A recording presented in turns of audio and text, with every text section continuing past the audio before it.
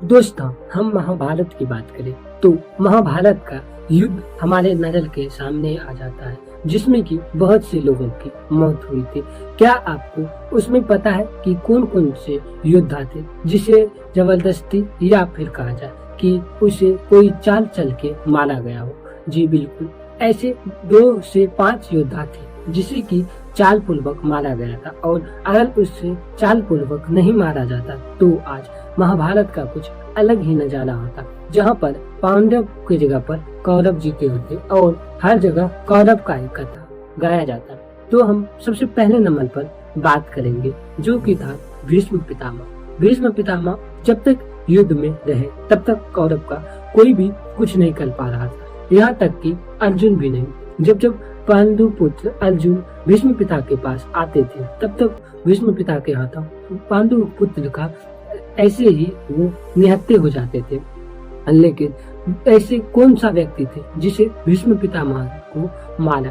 तो उसे भीष्म पितामह खुद बोले थे कि मैं अब इस युद्ध को नहीं लड़ सकता हूँ, जिसके वजह से अर्जुन भीष्म पितामह के पास रात में गए थे और भीष्म पितामह से पूछे कि भीष्म पितामह आपका मरने का क्या राज है? तब भीष्म पितामह ने बोला कि हमें श्राप मिला है कि सिकंदनी के हाथों हमारा मौत होगा। अगर तुम सिकंदनी को हमारे आगे ला दो तो मैं तीर और धनुष चलाना छोड़ दूंगा, जिसके वजह से तुम बड़े ही आसानी से हमें मार सकते हो। अगर हमारे हाथ में तीर धनुष था तो हमें मारने वाला यहाँ पर कोई नहीं है। अगले दिन ऐसा ही हुआ। अगले दिन सिकंदनी के हाथों भीष्म पितामह का मौत हुआ। दूसरे नंबर पर हम बात करेंगे गुरु द्रोण का। दोस्तों, आपने तो जाना ही होगा, गुरु द्रोण कौरव और पांडु को शिक्षित किए थे, जिसमें कि उनमें से सर्वश्रेष्ठ योद्धा अर्जुन उसके प्रिय शिष्य थे। लेकिन तब फिर भी गुरु द्रोण को मारने की शक्ति किसके अंदर थी? यहाँ पर कि श्री कृष्ण भगवान ने उसे मारने के लिए खुद चाल चला था, जिसमें कि उसे ये बताया गया था कि उसके पुत्र का वध हो गया है। जिसके बाद गुरु द्रोण अपने तीर और धनुष छोड़कर वो अपने योग माया में चले गए और वहीं पर उसके निहत्थे हाथों पर उसकी गला काट कर हत्या कर दी गई। अब हम बात करते हैं तीसरे नंबर की, जिसे कि श्री कृष्ण भगवान छल से मारा है। वो है महान योद्धा और दानी भी महाबली कर्ण। दोस्तों, अगर महाभारत की बात करें तो उसमें कर्ण ना आए ऐसा हो ही नहीं सकता है। कर्ण एक ऐसा योद्धा था जिसे मारने वाला कोई था ही नहीं, शायद ना ही पांडु में ना ही और कोई। लेकिन कर्ण अपने मन से वो मृत्यु को प्राप्त हुआ। जब श्री कृष्ण भगवान उसे मारने के लिए छल से आगे बढ़े तो ना जाने श्री कृष्ण भगवान ने कितनी छल कर्ण के सामने चली।